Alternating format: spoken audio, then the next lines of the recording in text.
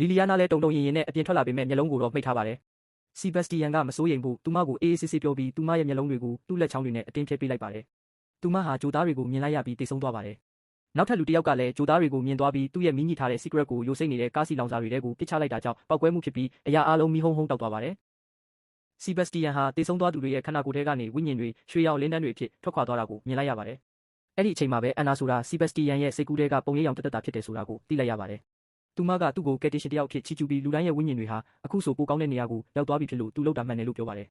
။စီဘက်စတီယန်ဟာမှောင်မဲနေတဲ့စင်ကြံလန်းတစ်ခုထဲရှောက်လာရင်းနေရန်မှာလက်တွေချီနှောင်ပြီးကားစင်တင်ခံထားရတဲ့လူအချို့ကိုတွေ့လိုက်ရပါတယ်။အများစုကတေဆုံးနေပြီဖြစ်ပေမဲ့လူတစ်ယောက်ကတော့မတေမပြောက်ကြံနေပါသေးတယ်။အဲ့ဒီလူကသူ့ရဲ့နောက်ဆုံးထွက်သက်မှာသူတို့ကိုနှိပ်စက်နေတဲ့တရဝါတွေဟာတခြားကလပ်စီကလာတဲ့မိစ္ဆာကောင်းတွေဖြစ်ပြီးလူတိုင်းကိုတက်လိုက်မယ်လို့တိုးတိုးလေးပြောပါတယ်။ဒါပေမဲ့စီဘက်စတီယန်ကတော့တုံ့လောက်ခြင်းမရှိပဲသူတို့ဟာနတ်သမီးတွေပါလို့အသားရညင်းဆိုပါတယ်။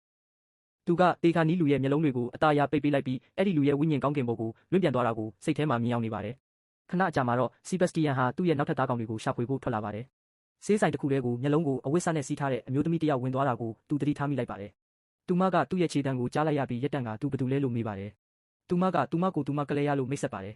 ။စီဘက်စတီယန်ကသူဟာရက်တော်ကြအောင်အစာမစားရလို့ငတ်မွတ်နေတယ်ဒါပေမဲ့အလုပ်လုပ်နေတဲ့မိဆက်ရှိတဲ့နေရာကိုသိတယ်ဆိုတဲ့သူ့ရဲ့ပုံမှန်လိမ်ညာကိုစပြောပါတယ်